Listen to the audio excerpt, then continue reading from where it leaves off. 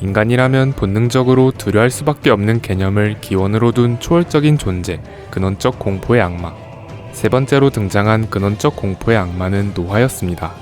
노화는 속도를 늦출 순 있으나 절대 극복할 수 없고 거부할 수조차 없는 필연적인 쇠락인 만큼 전 인류가 꺼리고 두려워하는 공포인데요. 과연 그는 어떤 이야기를 가지고 있을까요? 그리고 그는 얼마나 강력했을까요? 간디 채널의 체인소맨 이야기, 노화의 악마편, 지금 바로 시작합니다.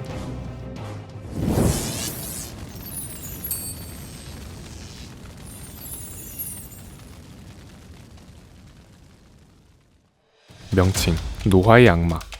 분류, 근원적 공포의 악마. 거주지, 지옥, 노화의 세계. 노화의 악마는 마치 찹쌀떡을 양쪽으로 늘어뜨린 것처럼 노인의 얼굴이 양쪽으로 갈라진 채 길게 늘어진 피부가 마치 안대처럼 눈가를 덮고 입만 남아있는 얼굴을 가졌습니다. 전체적으로 말라 비틀어진 고목 같은 신체를 지녔고 지옥에선 사람의 뼈로 만들어진 의자에 앉아있는데요. 등받이의 테두리엔 잘린 손가락들이 장식되어 있고 시트 하단부엔 인간의 안면 하단부가 혀를 내민 채 장식되어 있습니다. 그리고 두 명의 인간이 양손이 잘리고 무릎을 꿇은 채 등으로 의자를 지탱하는 식으로 만들어져 있습니다. 노화는 거울을 통해 현세를 관찰하고 계약과 능력 발동이 거울을 통해 이루어지는 만큼 유독 거울과 깊은 연관을 보이고 있는데요. 사람이 자신의 노화를 실감하는 순간은 아무래도 거울에 비친 자신의 얼굴을 보는 순간이기 때문인 것으로 추정됩니다. 또한 노인의 얼굴과 고목의 형상으로 젊은 인간을 깔고 앉아있는 모습은 소수의 젊은 세대가 다수의 노년층을 부양해야 하는 일본의 저출산과 고령화 사회를 은유적으로 표현한 것으로 보입니다.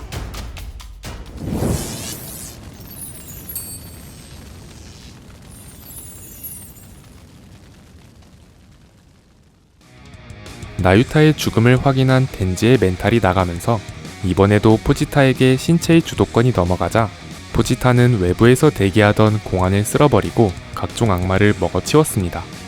포지타가 귀의 악마를 먹어치우면서 귀라는 개념이 세상에서 소멸하자 공안 요원들은 화장실 거울 앞에서 자신의 손가락을 가위로 자르더니 노화의 악마를 호출합니다. 노화는 거울에 피로 쓰인 문구를 읽더니 현세에서 자신의 팔을 실체화해 포지타를 공격합니다. 현장에선 한창 전투가 벌어지던 사이 공안과 국가 고위층이 모인 회의장에선 현재 공안과 노화는 우호 관계임이 밝혀집니다. 공안은 노화가 삶에 집착이 없다는 점을 이용해 체인소맨이 먹은 악마의 개념을 말소하는 능력으로 인류의 진화를 꾀하고 있음이 밝혀집니다. 심지어 노화는 계약 내용에 따라 순순히 먹혀줄 의향이 있음이 확인되었는데 노화가 공안 측에게 제시한 조건은 일본 국적을 가진 9세 이하 아동 1만 명을 거울 앞에서 죽여줬으면 하는 것이었습니다. 이 계약에 대한 반대 의견도 나왔으나 반대자에게 자식을 빌미로 협박하자 마지못해 받아들이면서 본격적으로 계약을 위한 준비에 착수하게 됩니다. 다시 현장으로 돌아와 요루가 총과 전차를 합병하면서 엄청난 위력의 공격으로 포지타를 빈사 상태에 빠뜨립니다. 그러자 온전히 현세에 강림한 노화가 등장하더니 자신의 소망을 이루기 위해선 체인소맨이 자신을 먹어줘야 한다며 포지타에게 피를 먹여 부활시킵니다. 그런데 가까스로 부활한 포지타가 노화를 지나치고 헌혈 피켓을 들고 흔들자 노화는 체인소맨을 기가 막히다는 듯 내려다봅니다. 그때 건물 잔해 위로 올라온 요루는 노화가 다 죽어가는 체인소맨을 노리는 것으로 착각했는지 노화에게 손가락 탄환을 발사했는데 노화는 한심하다는 듯 태연하게 탄환에 손대더니 탄환을 순식간에 가루로 소멸시킵니다. 그러곤 이 둘을 대화가 가능한 수준으로 성장시켜야겠다며 요루와 체인소맨을 자신의 세계로 보냅니다. 노화가 창조한 세계는 악마의 힘이 발동하지 않는 장소였고 덴지는 좌절한 채 모든 걸 포기하고자 했습니다. 그런데 갑자기 포지타가 먹었던 악마를 덴지가 토해내더니 눈이 내리는 걸 보곤 파워, 아키와 같던 성묘를 쓴맛을 토해냈을 땐 레제와 보냈던 시간을 떠올립니다. 이는 포지타가 덴지에게 삶의 이유를 상기시켜주기 위한 행동이었고 의욕을 되찾은 덴지는 탈출하기 위한 아이디어를 떠올립니다.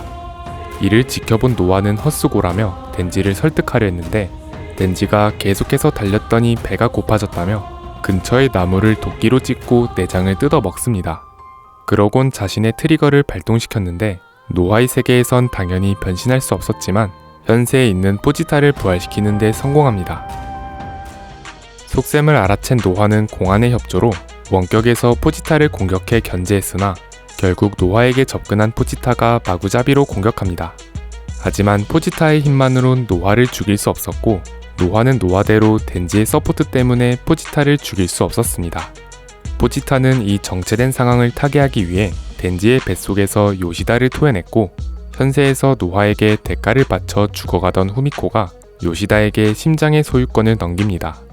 후미코의 심장을 대가로 소환된 문어의 악마는 현세에 있던 이들을 집어삼켰는데 워낙 순식간에 벌어진 일이어서 그런지 노아는 깜깜한 어둠 속에서 자신이 체인소맨에게 잡아먹힌 것인지 혼란스러워합니다.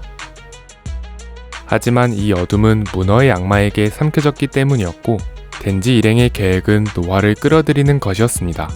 그래서 노아가 상황을 미처 파악하지 못했을 때 노아의 세계에서 반쯤 미쳐가던 헌터의 협조로 노아를 강제로 끌어들이는 데 성공합니다.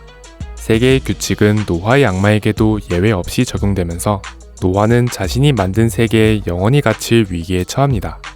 요시다는 노아와 덴지 일행이 좋게 각자의 세계로 돌아가자는 내용의 계약을 제안했고 덴지는 만약 계약을 거절한다면 동료들만 내보내고 여기서 자기랑 평생 살게 될 것이라고 협박합니다. 노아도 그건 싫었는지 계약을 체결한 것으로 추정되며 덴지를 포함한 모두가 무사히 현세로 돌아오게 됩니다. 하지만 노아의 악마 사건의 공모자였던 전 재무대신은 영원히 노아의 세계에 남게 됩니다.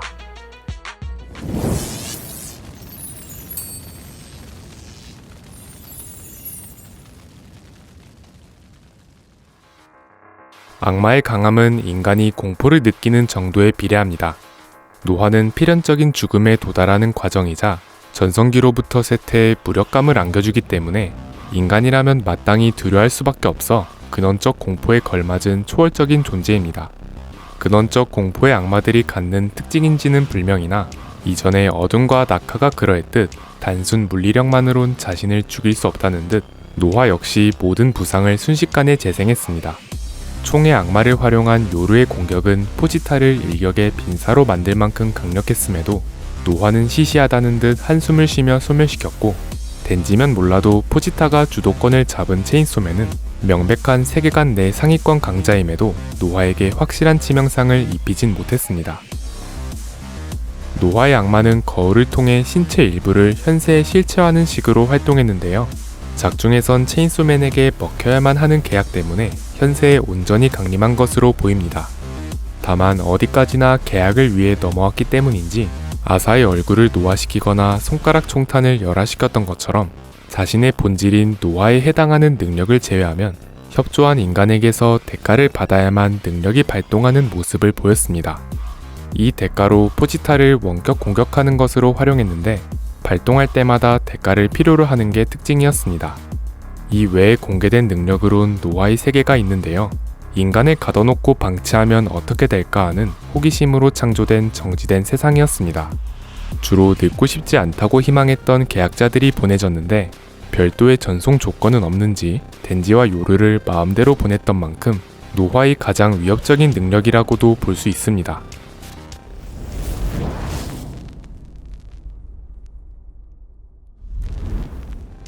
근원적 공포의 악마의 일원인 노아의 악마, 어둠에 이어 낙하, 그리고 노아까지 초월자로 여겨지는 악마들이 연달아 등장했는데요.